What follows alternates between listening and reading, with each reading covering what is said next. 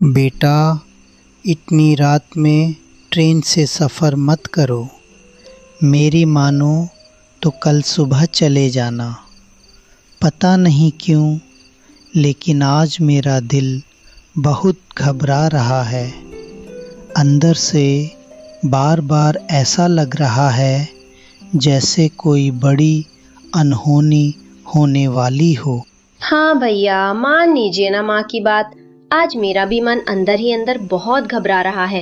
इतनी रात में सफर करना ठीक नहीं है। आपको तो पता ही है ना, हमारे गांव का रेलवे स्टेशन रात होते ही कितना सुनसान और डरावना हो जाता है। मेरी लाडली बहना और मेरी प्यारी माँ, आप दोनों समझने की कोशिश कीजिए। कल सुबह 10 बजे हमारी नौकरी के लिए इंटरव्यू है। किसी भी हालत में हमें सुबह तक शहर पहुंचना ही होगा। और आप दोनों इतना घबराइए मत। मैं अकेला थोड़ी हूं, अमित भी तो मेरे साथ है। ठीक है बेटा, तुम मानोगे तो नहीं, लेकिन अपना ध्यान रखना। और अमित बेटा, तुम दोनों एक दूसरे का अच्छे से ख्याल रखना। सफ़र थोड़ा लंबा है, इसलिए हमेशा साथ में ही रहना। और शहर पहुंचते ही सबसे पहले मुझे फ़ोन करना। ठीक है बेटा? ठीक है चाची, और आप बिल्कुल भी घबराइए मत। हमें कुछ नहीं होगा। आप बस कल शाम बढ़िया सा खाना तैयार रखना, क्योंकि हम इतना लंबा सफ़र करके आएंगे तो भूख भी बहुत ज़्यादा लगेगी। अच्छा माँ, अब हम चलते हैं। हमें इजाज़त दीजिए और आप बिल्कुल निश्चिंत होकर सो जाना। और हाँ, आप दोनों भी अपना ध्यान रखना। और अंजलि, माँ को दवाई समय से दे देना। ठीक है कुलदीप बेटा, जाओ, भगवान तुम्हारी रक्षा करे। दोनों रेलवे स्टेशन की ओर पैदल ही चल दिए। अमित और कुलदीप दोनों बचपन के पक्के दोस्त थे। दोनों का बचपन इसी गांव की गलियों में साथ साथ गुजरा था। और दोनों ही अपने माता पिता के इकलौते बेटे थे। आज दोनों अंदर ही अंदर बहुत खुश थे, क्योंकि पहली बार उन्हें एक साथ शहर में नौकरी मिलने जा रही थी। अरे भाई, जरा जल्दी जल्दी चल। ट्रेन को आने में अब सिर्फ 35 मिनट ही बचे हैं। और तू तो जानता ही है, हमारे गांव के स्टेशन पर ट्रेन सिर्फ 2 मिनट के लिए रुकती है। हमें किसी भी हालत में ट्रेन आने से पहले स्टेशन पहुंचना होगा। यार, लेकिन अगर हम समय पर नहीं पहुंच पाए और ट्रेन निकल गई, तो क्या शहर जाने के लिए कोई दूसरी ट्रेन है? क्योंकि स्टेशन अभी भी बहुत दूर है। वहां तक पहुंचने में हमें कम से कम 40 मिनट तो लग ही जाएंगे। इसीलिए तो कह रहा हूं, जल्दी चल। अगर ये ट्रेन छूट गई ना, तो अगली ट्रेन है भी या नहीं मुझे खुद नहीं पता। और अगर ये ट्रेन निकल गई और दूसरी ट्रेन नहीं मिली, तो समझ लेना इतनी अच्छी नौकरी हमारे हाथ से चली जाएगी। दोनों आपस में बातें करते हुए जल्दी जल्दी स्टेशन की तरफ बढ़ रहे थे। उन्हें बस एक ही डर था, कहीं ट्रेन छूट ना जाए। लेकिन तभी उनकी मुसीबत और बढ़ाने के लिए अचानक मौसम एकदम से खराब हो गया। आसमान में काले घने बादल छा गए और ऐसा लगने लगा मानो अब किसी भी पल तेज बारिश शुरू होने वाली हो। ये ले भाई, अब बस इसकी ही कमी थी। मौसम भी खराब हो गया। चल जल्दी, किसी तरह स्टेशन पहुंचकर सीधे ट्रेन में चढ़ जाएं तो अच्छा रहेगा। नहीं तो रास्ते में बारिश आ गई ना, तो सारे कपड़े भीग जाएंगे और गीले कपड़ों में पूरा सफर का मजा खराब हो जाएगा। कुलदीप ने तो कहा था कि बारिश ना आ जाए, लेकिन अचानक से बहुत तेज बारिश शुरू हो गई। अब दोनों की मुसीबत और बढ़ गई थी। यार, अब क्या करें? बारिश में तो हम भी भीग जाएंगे। यहाँ तो कोई पेड़ भी नहीं दिख रहा, बस खुली जगह है। अरे ओ भाई, तू पेड़ मत देख। हमारे पास रुकने का टाइम नहीं है। अगर रुके तो ट्रेन निकल जाएगी। और मैं इतनी बड़ी नौकरी नहीं छोड़ सकता, वो भी सिर्फ बारिश की वजह से। अब तू बिना रुके चलता रहे। अगर कपड़े गीले हो जाते हैं तो होने दे। ट्रेन में बैठेंगे, थोड़ी देर में सूख जाएंगे। कुलदीप ने आज मन ही मन ठान लिया था कि कुछ भी हो जाए, वो ट्रेन में बैठकर कल नौकरी के लिए इंटरव्यू देने ही जाएगा। लेकिन उन्हें रोकने के लिए फिर से एक मुसीबत आ गई। बारिश में भीगते हुए घबराए हुए कुलदीप को अचानक एक सुंदर सी लड़की दिखी, जो वहां खड़ी हुई थी। और उसकी आंखों में डर और गड़बड़ाहट साफ दिख रही थी। अरे, इतनी बारिश में आप यहाँ क्या कर रही हैं? और ना ही आपके पास छाता है। हमारी तो मजबूरी है, पर आप क्यों भीग रही हैं? और आपके चेहरे का रंग क्यों उड़ा हुआ है? क्या हो गया? अच्छा हुआ आप दोनों आ गए। मुझे तो लगा इस तेज बारिश में मदद के लिए कोई नहीं मिलेगा। देखिए, मैं बहुत बड़ी मुसीबत में फंसी हुई हूँ। मेरे पति अचानक यहाँ से गायब हो गए, पता नहीं कहाँ चले गए।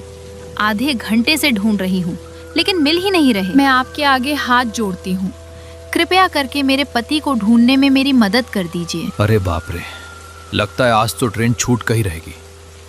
हे भगवान, क्यों इतनी परीक्षा ले रहे हो? पर अब इनको बीच जंगल में अकेले छोड़कर भी तो नहीं जा सकते। मदद तो करनी ही पड़ेगी, चाहे ट्रेन छूटी क्यों ना रही हो।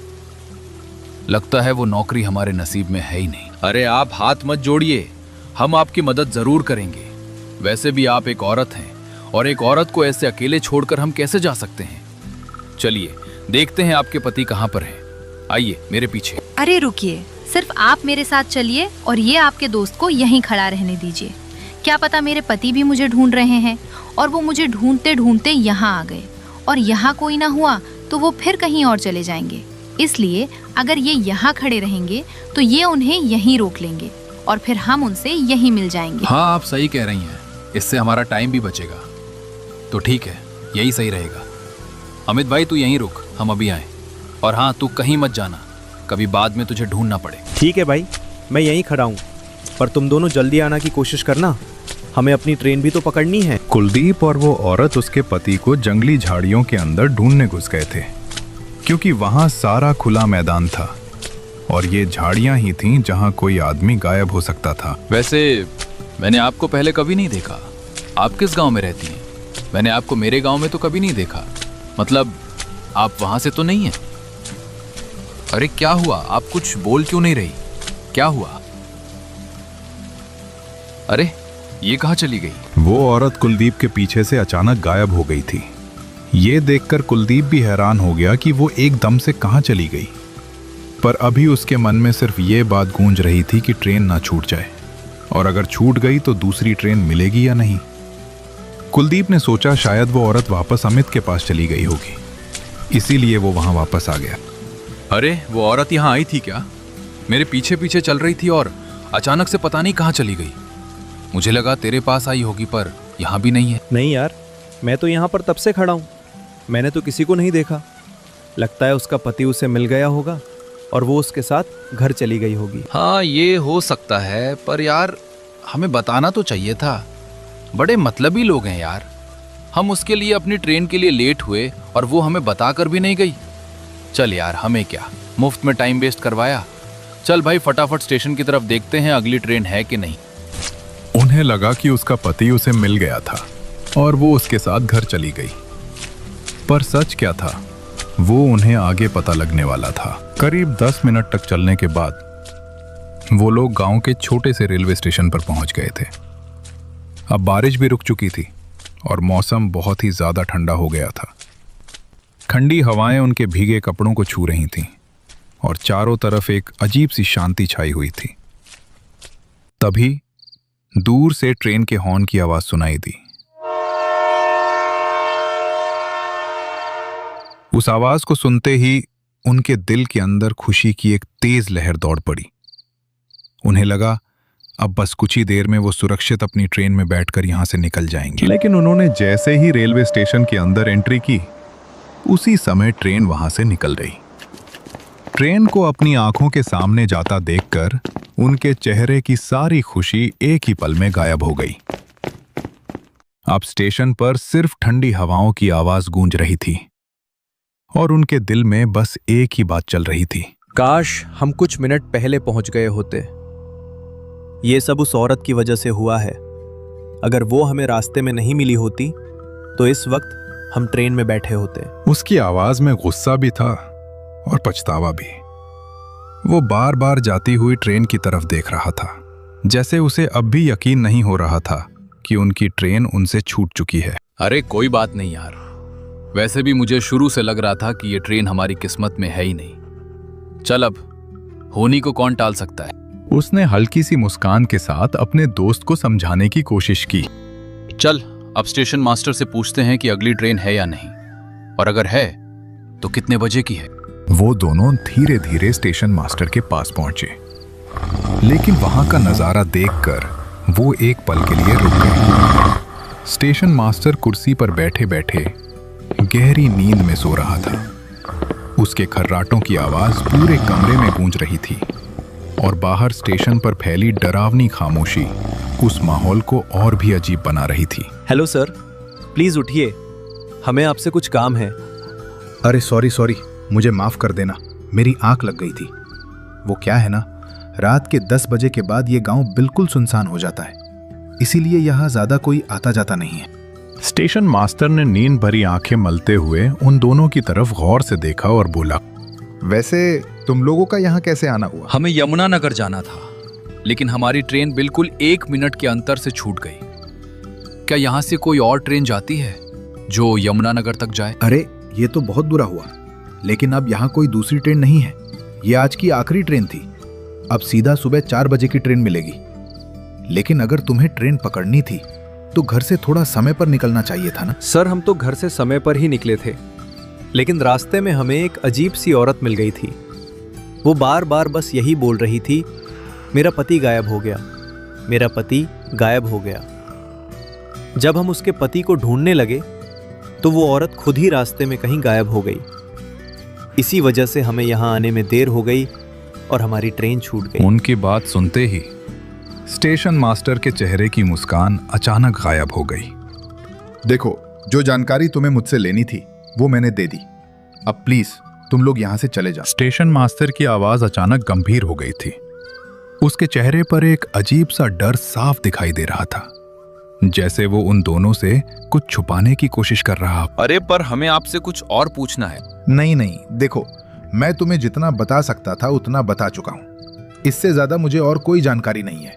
अब कृपया करके यहाँ से चले जाओ। उन्होंने हैरानी से स्टेशन मास्टर की तरफ देखा, क्योंकि अभी कुछ देर पहले तक जो आदमी आराम से बात कर रहा था, अब वही अचानक डरा हुआ और बेचैन दिखाई दे रहा था। ये तूने भी नोट किया क्या? एकदम से स्टेशन मास्टर को क्या हो गया? 2 मिनट पहले तो अच्छे से बात कर रहे थे, फिर अचानक रंग बदल लिया। पता नहीं, आज सब चीजें अजीब हो रही हैं। हाँ यार, मैंने भी नोटिस किया। 2 मिनट पहले तक तो बिल्कुल नॉर्मल तरीके से बात कर रहे थे, पर अचानक उनका चेहरा और बात करने का अंदाज दोनों ही बदल गए। पता नहीं क्यों, पर मुझे भी लग रहा है कि आज कुछ ना कुछ गड़बड़ जरूर है। पहले वो अजीब औरत, फिर ये सुनसान स्टेशन, और अब स्टेशन मास्टर का ऐसा बिहेव करना। सच में सारी चीजें बहुत अजीब होती जा रही हैं। अच्छा ये छोड़, तू ये बता, हमारे पास नौकरी पाने की एक आखिरी उम्मीद अभी भी बची है, सुबह 4 बजे वाली ट्रेन। क्या बोलता है, चलें क्या उस ट्रेन से? देख, अगर हम 4 बजे निकलेंगे ना तो वो हमें ठीक 9 बजे वहां पहुंचा देगी। बोल, उठ जाएगा क्या 4 बजे बेड से? 4 बजे नहीं भाई, कम से कम 2:30 बजे उठना पड़ेगा, तब जाकर पकड़ पाएंगे हम ये ट्रेन। नहीं तो ये भी इस ट्रेन की तरह निकल जाएगी। नहीं, हमें 2:30 बजे नहीं उठना पड़ेगा। मेरे पास एक बढ़िया आइडिया है। देख, हम यहीं प्लेटफॉर्म की बेंच पर ही सो जाते हैं, और जैसे ही ट्रेन आएगी हम उसमें चढ़ जाएंगे, क्योंकि वो यहां आएगी तो हॉर्न तो मारेगी ही, और हम फोन में अलार्म भी लगा लेंगे। फिर क्या, सीधा उठेंगे और ट्रेन में चढ़ जाएंगे। अरे हाँ यार, ये मेरे दिमाग में क्यों नहीं आया? तू सही कह रहा है। अब हम इतना पैदल चलकर वापस घर जाएंगे और फिर सुबह दोबारा 5 से 6 किलोमीटर चलकर यहाँ आना पड़ेगा। इससे बढ़िया तो हम यहीं सो जाते हैं। हाँ सही है, यही सही रहेगा। क्या कहा तुमने? वो दोनों आपस में बातें कर रहे थे, लेकिन अचानक से उनके पीछे एक बूढ़ा आदमी आ गया। उन दोनों को पता ही नहीं चला कि वो कब उनके पीछे आकर खड़ा हो गया। उसके आते ही वो सुनसान स्टेशन और भी ज्यादा शांत हो गया। क्या कहा तुमने? यहां सोकर रात गुजारोगे इस स्टेशन पर? क्या तुम दोनों को अपनी जान प्यारी नहीं है? क्या हुआ चाचा, ऐसा क्यों बोल रहे हो? क्या तुम्हें पता नहीं, इस स्टेशन पर रात में रुकने की हिम्मत कोई नहीं करता, क्योंकि आधी रात में यहां आती है मुर्दों से भरी वही ट्रेन जो आज से 5 साल पहले जलकर खाक हो गई थी, और उसके अंदर बैठे सभी यात्री भी जिंदा जल गए थे। अब वो हर रात उसी ट्रेन में आते हैं और इस स्टेशन पर जो भी होता है उसे अपने साथ ले जाते हैं। अरे क्यों मजाक कर रहे हो चाचा? अगर ऐसा कुछ होता तो स्टेशन मास्टर हमें बताता नहीं क्या? और वैसे भी हम इन सब बातों में विश्वास नहीं करते। आप यहां से जाइए और किसी और को पकड़िए अपनी कहानियां सुनाने के लिए। स्टेशन मास्टर कैसे बताएगा? वो खुद यहां डर डर के नाइट ड्यूटी कर रहा है। पहले वाले स्टेशन मास्टर ने हिम्मत की थी किसी को सब सच बताने की, लेकिन उन्होंने उसे भी नहीं छोड़ा। उन मुर्दों और उनके शिकार के बीच में जो कोई भी आता है वो उसे भी नहीं छोड़ते। तो चाचा, आप कैसे बीच में आ रहे हो? क्या आपको उनसे डर नहीं लगता? वो आपको भी तो मार सकते हैं। वो मुझे नहीं मार सकते क्योंकि वो मुझे पहले ही मार चुके हैं। और एक और बात, वो ट्रेन तुमसे देर होने की वजह से नहीं छूटी थी। तुम्हारी वो ट्रेन जानबूझकर छुड़वाई गई थी। तुम्हें यहां तक लाने के लिए तुम्हें देर करवाया गया था। देख रहा है कुलदीप, ये चाचा भूत हैं और ये पहले ही मर चुके हैं। अब देखना, ये हमें अभी गायब होकर दिखाएंगे। क्यों चाचा? अरे ये तो सच में गायब हो गए। अरे गायब नहीं हुए, चल गए होंगे इधर उधर किसी और को ढूंढने। हम तो बेवकूफ बने नहीं उनकी बातों से। अच्छा ही हुआ चले गए। बहुत पका रहे थे अपनी कहानियां सुना सुना कर। हाँ यार, जब हमारी सुबह 4 बजे की ट्रेन है तो हम घर क्यों जाएं? और वो भी तब जब हमारा घर 5 से 6 किलोमीटर दूर है। मैं तो अभी ही चल चल कर थक गया हूं। अब घर वापस जाओ, फिर दोबारा यहां आओ। मुझसे तो नहीं होगा यार। चल यार, अब सो जाते हैं। वो क्या है ना, अगर नींद पूरी नहीं हुई तो कल नौकरी का इंटरव्यू भी अच्छा नहीं जाएगा। चल, मैं इस वाली बेंच पर सो जाता हूं, तू दूसरी वाली पर सो जा। वो दोनों अब सोने की तैयारी कर ही रहे थे कि अचानक ट्रेन के हॉर्न की आवाज आ गई।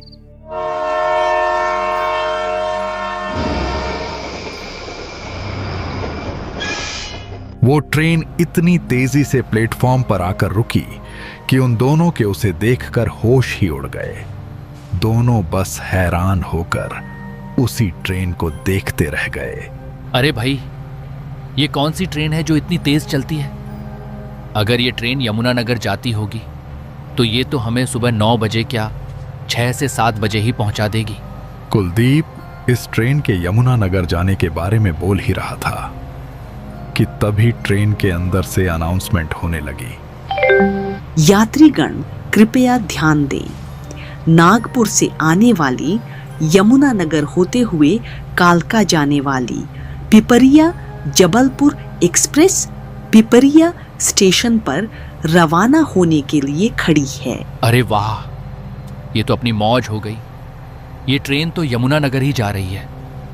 आजा, जल्दी जल्दी ट्रेन में चढ़ जाते हैं, कहीं ये भी ना निकल जाए।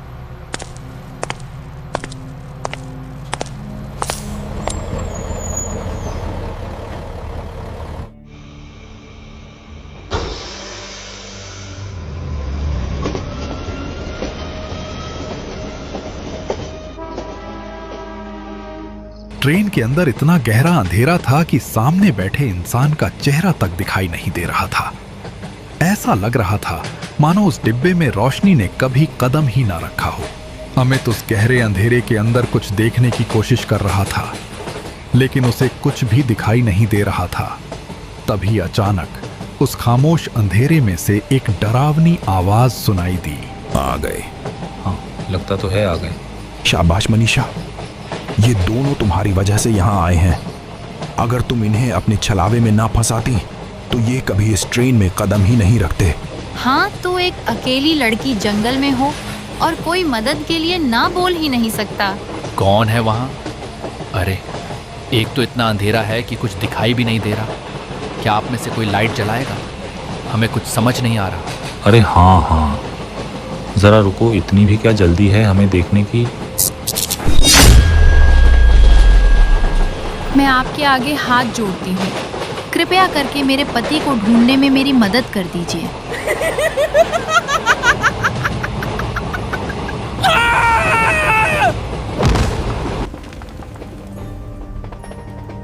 तेज रफ्तार से दौड़ती उस डरावनी ट्रेन में मुर्दों ने अचानक अमित और उसके दोस्त को पकड़कर चलती ट्रेन से बाहर फेंक दिया। दोनों रेलवे ट्रैक के पास लगे लोहे के खंभे से टकराकर वहीं मर गए। अंधेरी रात और डरावनी खामोशी उस मंजर को और भी भयावह बना रही थी।